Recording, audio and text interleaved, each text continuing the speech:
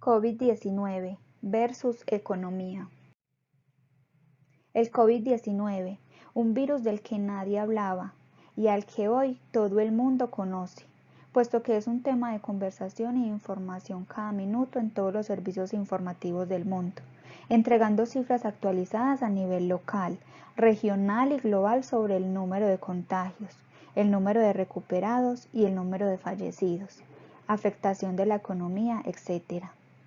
Hoy me voy a ocupar de hacer un análisis general de las medidas económicas tomadas por el gobierno para enfrentar la pandemia, tratando de responder las preguntas tendientes a medir la afectación de la oferta y la demanda agregada, interpretar el ciclo económico para el cual va el país durante y después del COVID-19, identificar los instrumentos económicos que está utilizando el gobierno y por último presentaré mi opinión frente a dichas medidas.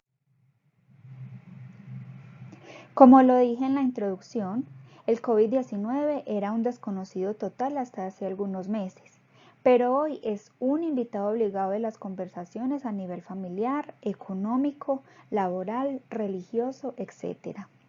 Pero como si esto fuera una competencia, muchos gobernantes regionales se han dedicado a comparar las cifras de su región con las cifras de las regiones del mismo país y las del país con las de otros países del mundo. Esto no es malo, si es que esta información no sirviera solamente a los gobiernos para justificar sus desaciertos en las políticas adoptadas para afrontar la crisis, o para vanagloriarse de los pocos aciertos que se tengan comparado con otros países, aun cuando lo único que se pueda ver es un desacierto menor. El gobierno colombiano aparentemente actuó de manera más rápida que los gobiernos de la región, pero eso no significa que sea la más acertada. En primer lugar, se decretó el confinamiento o cuarentena para personas mayores de 70 años, pero después fue generalizado y modificado y acomodado para los gobernantes regionales, los alcaldes y los gobernadores, de acuerdo al comportamiento de la pandemia. Lo anterior generó cierre de empresas y, por consiguiente, aumento desmesurado del desempleo. Cerraron casi todos los sectores económicos del país: turismo, productos de bienes, prestación de servicios, educación, cerraron aeropuertos, hotelería, peluquerías, etc. Las personas solo podían hacer compras de alimento 1 o 2 días a la semana y la gente solo podía salir a las calles para ir a los trabajos en empresas exentas de confinamiento o para comprar medicamentos.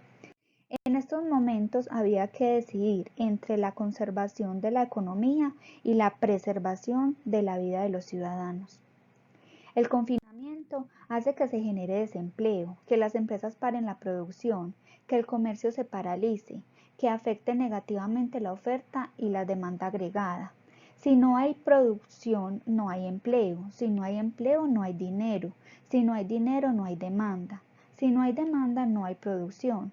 Y eso se convierte en un ciclo, porque si no hay producción, entonces tampoco hay oferta. Lo anterior hace que el país se vea abocado a una recesión económica sin precedentes. El gobierno hizo asignación de recursos para la salud, que consiste en hacer desembolsos para la compra de equipos médicos que se necesitan con urgencia para poder atender la población afectada. Se desembolsan dinero para pagar las deudas que el Estado tiene con el sector salud, como si esto fuera la gran cosa. Y lo digo de esta manera porque los recursos de la salud, los sueldos de los empleados del sector, la atención de los enfermos, la compra de medicina, la compra de equipos, la construcción de hospitales y todos los que tengan que ver con este tema debe ser un asunto prioritario de Estado con COVID-19 o sin COVID-19. En este orden de ideas me surgen algunas preguntas. Según el planteamiento anterior, ¿es el sistema de salud el más beneficiado por la pandemia? ¿Debemos estar agradecidos con el Estado por saldar las deudas que tienen con el sistema de salud? No obstante lo anterior, el gobierno hace esfuerzos para transferir dinero a la población vulnerable, como son los programas sociales, adulto mayor, jóvenes en acción y familias en acción.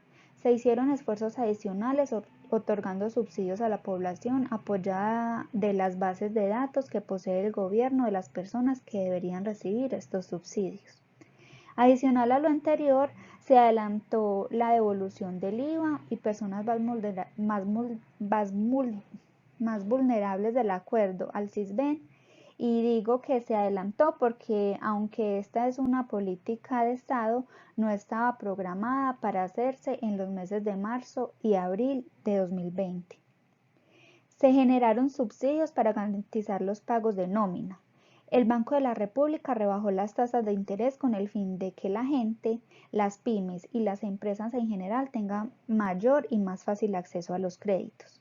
Se autorizó el refinanciamiento de las deudas que tienen las empresas y los colombianos en general con la banca privada. Con relación a si las medidas sirven o no, ya manifesté mi opinión frente a las medidas tomadas para el sector salud. Creo que lo que tiene que ver con las tasas de interés solo son buenas intenciones del Banco de la República y el Estado, puesto que no hay confianza en el interior ni en el exterior para hacer inversiones. Aunque los subsidios para las personas más vulnerables son una buena acción, no deja de ser eso, pero no es suficiente para generar una estabilidad y un horizonte de tiempo a corto, mediano y largo plazo. Pienso que el gobierno debe tomar las riendas de la recuperación económica del país como el mayor generador de empleo, hacer obras de infraestructura para generar empleo y dinamizar la economía.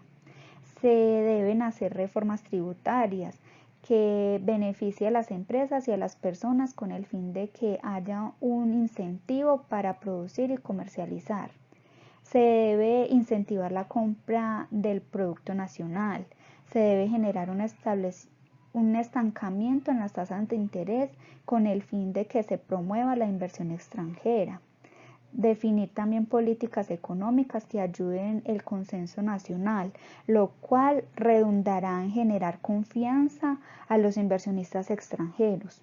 Y no se debe bajar la guardia en las campañas y medidas para frenar la pandemia, porque de haber un resurgimiento o rebrote sería catastrófico para la economía del país. Muchas gracias.